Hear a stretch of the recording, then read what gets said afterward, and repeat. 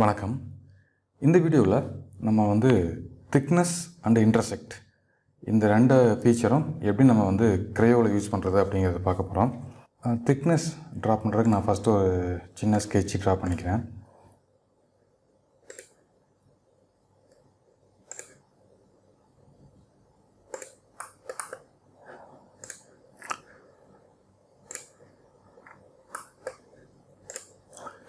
So நம்ம எல்லாத்துக்கும் தெரியும் இது வந்து சீட் மெட்டல். இதில் நீங்கள் திக்னஸ் ஆட் பண்ணணும் அப்படின்னா நம்ம இதுக்கு முன்னாடி வேறு மெத்தட்ஸ் எல்லாம் பார்த்துருந்தோம். பட் இங்கே வந்து திக்னஸ் அப்படிங்கிற இன்னொரு ஃபீச்சர் கொடுத்துருக்காங்க. ஸோ அது பார்த்தீங்கன்னா எப்படி யூஸ் பண்ணுறதுன்னு பார்க்கலாம். ஜஸ்ட் நீங்கள் செலக்ட் பண்ணுங்கள். செலக்ட் பண்ணதே உங்களுக்கு இங்கே பாருங்கள் திக்கன் அப்படின்னு ஒரு ஐக்கான் ஓப்பன் ஆயிரும். இந்த ஐக்கானை கிளிக் பண்ணிங்க அப்படின்னா நீங்கள் வந்து திக்னஸ் கொடுத்துக்கலாம். ஸோ இதில் எவ்வளோ திக்னஸ் கொடுக்கணும்னு நீங்கள் விருப்பப்படுறீங்களோ அவ்வளோ திக்னஸ் கொடுத்துக்கலாம். இதில் வந்துட்டு ஆப்செட் வேல்யூ தான் கொடுத்துருக்காங்க. ஸோ நம்ம எவ்வளோ தூரம் ஆப்செட் பண்ணணும்னு நினைக்கிறோமோ அவ்வளோ தூரம் ஆப்செட் பண்ணிக்கலாம். நான் இது வந்து ஒரு 5 mm கொடுக்குறேன். இது நீங்கள் ஃப்ளிப் பண்ணிக்கலாம். இப்போ நம்ம ட்ரா பண்ண சர்ஃபேஸ் இங்கே இருக்குது. சர்ஃபேஸாக நம்மளுக்கு தெரியும் without thickness. So without thickness அப்படிங்கும்போது லைக் ஒரு ஸ்கெட்ச் மாதிரி தான். ஸோ இந்த ஸ்கெட்சுக்கு நம்ம வந்துட்டு இதை முன்னாடி ஆட் பண்ணணுமா, இல்லை பின்னாடி ஆட் பண்ணணுமா, இல்லை மிடில் ஆட் பண்ணணுமா அப்படிங்கிறதெல்லாம் வந்துட்டு நீங்கள் இதை ஃப்ளிப் பண்ணுறது மூலமாக கொடுத்துக்க முடியும். ஸோ ரெஃபரன்ஸ் நம்ம எந்த சர்ஃபேஸை கிளிக் பண்ணிக்கிறோம் அப்படிங்கிறது ஆப்ஷன்ஸில் போனீங்க அப்படின்னா நார்மல் டு த சர்ஃபேஸ், அந்த சர்ஃபேஸுக்கு நார்மலாக இருக்கணுமா, இல்லை ஆட்டோமேட்டிக்காக ஃபிட் ஆகணுமா, இல்லை வந்துட்டு கண்ட்ரோல்டு ஃபிட் வேணுமா அப்படிங்கிறது நம்ம கொடுத்துக்க முடியும். அதுக்கான ஆப்ஷன்ஸும் இங்கே கொடுத்துருக்காங்க. ஸோ இது க்ளோஸ் லூப்பாக இருந்துச்சு அப்படின்னா உங்களுக்கு இன்னும் கிளியராக தெரியும். இங்கே பாருங்கள், இந்த கார்னர் நான் உங்களுக்கு காட்டுறேன். இந்த கார்னர் பாருங்கள். இப்போ வந்து நான் எக்ஸை கிளிக் பண்ணுறேன். இது வந்துட்டு கீழே டவுன் ஆகிருக்கு. ஓகே, நம்ம திக்னஸ் ஆட் பண்ணும்போது ஏன்னா இது வந்து கர்வ்டாக இருக்குது. ஸோ ஆட்டோமேட்டிக்காக வந்து அந்த திக்னஸும் கர்வாக தான் க்ரியேட் ஆகணும் அப்படின்னு அந்த ப்ரொஃபைல் அப்படி கர்வாக போயிருக்கு. இல்லை எனக்கு ப்ரொஃபைல் கர்வாக வேண்டாம், ஸ்ட்ரைட்டாக வேணும் அப்படின்னா நீங்கள் பாருங்கள், இந்த எக்ஸ் டேரெக்ஷன் ஆஃப் பண்ணிங்க அப்படின்னா உங்களுக்கு வந்து இப்போ ஸ்ட்ரைட்டாக வரும். ஸோ அதே மாதிரி இசட்டில் ஆஃப் பண்ணோம் அப்படின்னா அந்த இசட் சைடு இருக்கக்கூடிய டேரெக்ஷனில் வந்து உங்களுக்கு சேஞ்ச் ஆகும். எக்ஸ் கொடுத்தோம் அப்படின்னா எக்ஸில் இருக்கிற டேரெக்ஷனில் வந்து சேஞ்ச் ஆகும். ஸோ அது மாதிரி இந்த எட்ஜோட சர்ஃபேஸ் உங்களுக்கு எப்படி வேணும் அப்படிங்கிறத நீங்கள் வந்து டிசைட் பண்ணிக்க முடியும். ஓகே, ஸோ அது வந்து ஆப்ஷன்ஸில் கொடுத்துருக்காங்க. பாடி ஆப்ஷன்ஸ் நம்மளுக்கு தெரியும். நம்ம புதுசாக ஒரு பாடி க்ரியேட் பண்ண போகிறோமா, இல்லை ஆல்ரெடி இருக்கிற பாடியோட மெர்ஜ் பண்ணிக்க போகிறோமா அப்படிங்கிறதுக்காக அது கொடுத்துருக்காங்க. ப்ராப்பர்ட்டிஸ் ஜஸ்ட் நேம் சேஞ்ச் பண்ணுறதுக்காக இந்த ப்ராப்பர்ட்டிஸ். ஸோ நீங்கள் கொடுத்துட்டு ஓகே கொடுத்தீங்க அப்படின்னா உங்களுக்கு இது மாதிரி மெட்டல் ஆட் ஆகி இது வந்து ஒரு 3D பார்ட்டாக கன்வெர்ட் ஆகிரும். இப்போ சீட் மெட்டலாக இருந்தது சிம்பிளாக நம்மளுக்கு வந்துட்டு பார்ட்டாக கன்வெர்ட் ஆகிரும். ஓகே, ஸோ இதுலேயே நம்ம மெட்டல் ரிமூவிங் இருக்குது. ஸோ அதுவும் பார்க்கலாம். நான் இப்போ ஜஸ்ட்டு ஸ்கெட்ச் போயிட்டு இந்த சர்ஃபேஸில் ஒரு ஸ்கெட்ச் ட்ரா பண்ணுறேன். ஒரு சர்க்கிள் ட்ரா பண்ணுறேன். எக்ஸ்ட்ரூட் இதை வந்து நான் சர்ஃபேஸ் இங்கே சேஞ்ச் பண்ணிக்கிறேன். ஸோ இதை நம்ம வந்து இந்த ஸ்கெட்சை வந்து நம்ம மறுபடியும் இப்போ நம்ம திக்கன் கொடுக்கும்போது நம்மளுக்கு மெட்டல் ரிமூவ் அப்படிங்கிற ஆப்ஷனும் ஆட் ஆகும். இங்கே பாருங்கள். பட் இங்கே மெட்டல் ரிமூவ் எப்படி ஆகும் அப்படின்னா அந்த சீட் மெட்டல் எந்த இடத்துல ப்ரொஜெக்ட் ஆச்சோ அந்த இடத்துல மட்டும்தான் மெட்டல் ரிமூவ் ஆகும். நீங்கள் இங்கே கொடுக்குற திக்னஸ் வந்து இதோட ஹோலோட டயாமீட்டர் வந்து இன்க்ரீஸ் பண்ணாது, அந்த கேப்பை வந்து இன்க்ரீஸ் பண்ணும். இங்கே பாருங்கள், இது ரெண்டுக்கு நடுவில் இருக்கிற கேப் தான் வந்து இன்க்ரீஸ் ஆகும்.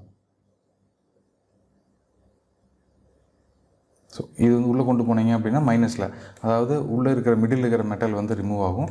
வெளியே நம்ம ட்ராக் பண்ணும்போது வெளியே இருக்கிற மெட்டல் வந்து ரிமூவ் ஆகும். இது உங்களுக்கு புரிஞ்சிருக்குன்னு நினைக்கிறேன். நம்ம ட்ரா பண்ண அந்த திக்னஸ், அந்த சர்ஃபேஸ் எப்படி இருந்துச்சோ அது மாதிரி மட்டும்தான் உங்களுக்கு ரிமூவ் ஆகும். இதே மாதிரி நீங்கள் இந்த சர்ஃபேஸை வந்துட்டு இந்த சர்க்கிள் இல்லாமல் வேறு ஒரு ப்ரொஃபைல் ட்ரா பண்ணியிருந்தீங்க அப்படின்னா, ஃபார் எக்ஸாம்பிள் நான் வந்து இந்த எஸ்பி லைன் யூஸ் பண்ணிவிட்டு இப்படி ஒரு ப்ரொஃபைல் ட்ரா பண்ணியிருக்கேன்.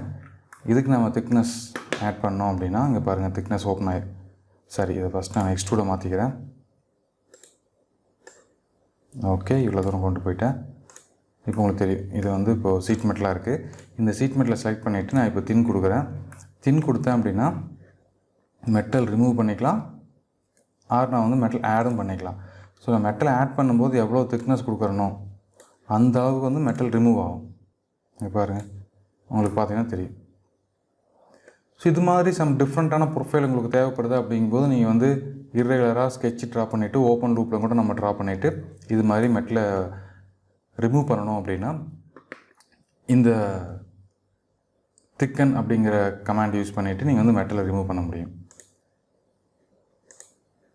ஓகே, ஸோ இது புரிஞ்சிருக்கும்.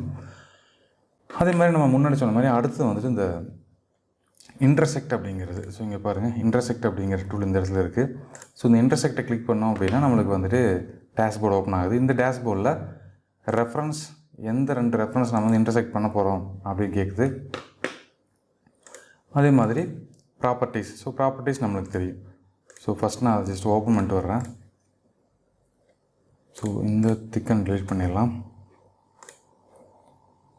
ஸோ அதே மாதிரி இந்த திக்கனும் நான் டெலீட் பண்ணுறேன். இதில் நான் இப்போது இந்த சர்ஃபேஸ் செலக்ட் பண்ணுறேன், இந்த சர்ஃபேஸ் செலக்ட் பண்ணுறேன். இது ரெண்டுக்கு நடுவில் இன்டர்செக்ட் நான் செலக்ட் பண்ணுறேன். ஸோ நான் கிளிக் பண்ணதே எனக்கு ஆட்டோமேட்டிக்காக இன்டர்செக்ட் ஆகிருச்சு. இன்டர்செக்டில் ஒரு கர்வ் க்ரியேட் ஆகிருக்கும். நீங்கள் பார்த்தீங்கன்னா தெரியும், இது மாதிரி ஒரு கர்வ் க்ரியேட் ஆகும். ஸோ இன்டர்செக்ட் அப்படிங்கிறது உங்களுக்கு செப்பரேட் பார்ட்டாக க்ரியேட் ஆகாது. இந்த இடத்துல வந்து ஒரு கர்வ் தான் க்ரியேட் ஆகும். ஃபார் எக்ஸாம்பிள் இப்போ நான் வந்துட்டு இப்போது இந்த இன்டர்செக்ட் அப்படிங்கிறத செலக்ட் பண்ணி பாருங்கள், இங்கே ஒரு லைன் க்ரியேட் ஆகிருக்கும். இது எந்த இடத்துல யூஸ் பண்ணலாம் அப்படின்னா, நீங்கள் இந்த இடத்துல யூஸ் பண்ணுறத விட நான் உங்களுக்கு ஒரு ஸ்கெட்ச் ட்ரா பண்ணி காட்டுறேன். இது மேக்ஸிமம் வந்து நம்ம ஸ்கெட்சை இன்டர்செக்ட் பண்ணுறது தான் யூஸ் பண்ணுவோம். நான் இப்போது இந்த ரைட் பிளேனில் ஒரு ஸ்கெட்ச் ட்ரா பண்ணுறேன். அது வந்து இர்ரெகுலர் ஸ்கெட்சாகவே இருக்குது. இது மாதிரி நான் ஒரு ஸ்கெட்ச் ட்ரா பண்ணுறேன்னு வச்சுக்கோங்க. இப்போ நான் ரைட் பிளேனில் ட்ரா பண்ணிட்டேன். அதே மாதிரி இந்த பாட்டம் பிளேன்லேயும் ஒரு ஸ்கெட்ச் ட்ரா பண்ணுறேன். ஸோ இங்கேயும் அதே மாதிரி வேறு ஒரு ப்ரொஃபைல் ஆஃப் ஸ்கெட்ச் நான் ட்ரா பண்ணுறேன்னு வச்சுக்கோங்க. இங்கே பாருங்கள், இப்போ நான் 2 ஸ்கெட்ச் ட்ரா பண்ணியிருக்கேன். 2 வேறு மாதிரி இருக்குது. இந்த 2 ஸ்கெட்சுக்கு நடுவில் எனக்கு ஸ்கெட்ச் வரணும். அந்த 2 ஸ்கெட்சையும் இன்டர்செக்ட் பண்ணுற மாதிரியான ஸ்கெட்ச் வரணும் அப்படின்னா இந்த இடத்துல நம்ம இன்டர்செக்ட் அப்படிங்கிற டூல் யூஸ் பண்ணிக்கலாம். நான் இப்போ இந்த இந்த லைனை மட்டும் நான் செலக்ட் பண்ணிவிட்டு இன்டர்செக்ட் போகிறேன். இன்டர்செக்டில் போய்ட்டு இன்னொரு லைன் கேட்குது. நான் கண்ட்ரோல் ப்ரெஸ் பண்ணிவிட்டு இந்த லைனை செலக்ட் பண்ணுறேன். இங்கே பாருங்கள், இந்த 2 ஸ்கெட்சுக்கும் இன்டர்செக்ட் ஆன மாதிரியான 3வது ஒரு ஸ்கெட்ச் க்ரியேட் ஆகிருக்கும். அதை நீங்கள் பார்க்க முடியும். இதுதான் அந்த ஸ்கெட்ச். இது 2 ஆட்டோமேட்டிக்காக ஹைட் ஆகிடுச்சு. நான் வந்து அன்ஹைட் பண்ணுறேன். இங்கே பாருங்கள், இங்கே ஒரு ஸ்கெட்ச் இருக்குது நம்ம ட்ரா பண்ணது, இங்கே ஒரு ஸ்கெட்ச் இருக்குது. இந்த 2 ஸ்கெட்சுக்கும் இன்டர்செக்ட் ஆன மாதிரியான இன்னொரு ஸ்கெட்ச் நடுவில் க்ரியேட் ஆகிருக்கு. இதுதான் வந்து இன்டர்செக்ட் ஸ்கெட்ச் அப்படிங்கிறது. இதை நீங்கள் யூஸ் பண்ணி வேறு பர்பஸ்க்கு நீங்கள் இப்போ எக்ஸ்ட்ரூட் பண்ணுறக்கோ இல்லை சர்ஃபேஸ் க்ரியேட் பண்ணுறக்கோ இதை நீங்கள் யூஸ் பண்ணிக்க முடியும். ஜஸ்ட்டு செலக்ட் பண்ணிவிட்டு இப்போ நீங்கள் எக்ஸ்ட்ரூட் போனீங்க அப்படின்னா ஆட்டோமேட்டிக்காக உங்களுக்கு வந்து சர்ஃபேஸிங்கில் க்ரியேட் ஆகும். இப்போ இதை நம்ம வந்து வேறு பர்பஸ்க்கு யூஸ் பண்ணிக்க முடியும். For example boundary blend. So இது கண்ட்ரோல், இங்கே பார்த்தீங்கன்னா தெரியும். ஸோ இது மாதிரி நம்ம வந்து பவுண்ட்ரி பெண்ட்லாம் இப்போ நம்ம இன்டர்செக்ட் இந்த லைன் ட்ராப் பண்ணங்காட்டி தான் வந்து இது மாதிரியான ப்ரொஃபைல் நம்மளுக்கு கிடச்சிருக்கு. இப்போ நம்ம இது இல்லாமல் ட்ரா பண்ணோம் அப்படின்னா எப்படி கிடைக்கும்னு பாருங்கள். பவுண்ட்ரி பெண்ணில் போய்ட்டு இதுவும் மட்டும் தான் நம்ம ட்ரா பண்ணிக்கணும். ஸோ இப்படி தான் கிடைக்கும். இந்த 3D ப்ரொஜெக்ஷன்ஸ் வேணும் அப்படின்னா நம்ம வந்துட்டு இந்த இன்டர்செக்ட் பண்ணிவிட்டு இதையும் நம்ம கிளிக் பண்ணோம் அப்படின்னா நம்மளுக்கு இந்த 3D ப்ரொஜெக்ஷன்ஸ் கிடைக்கும். இங்கே பாருங்கள்.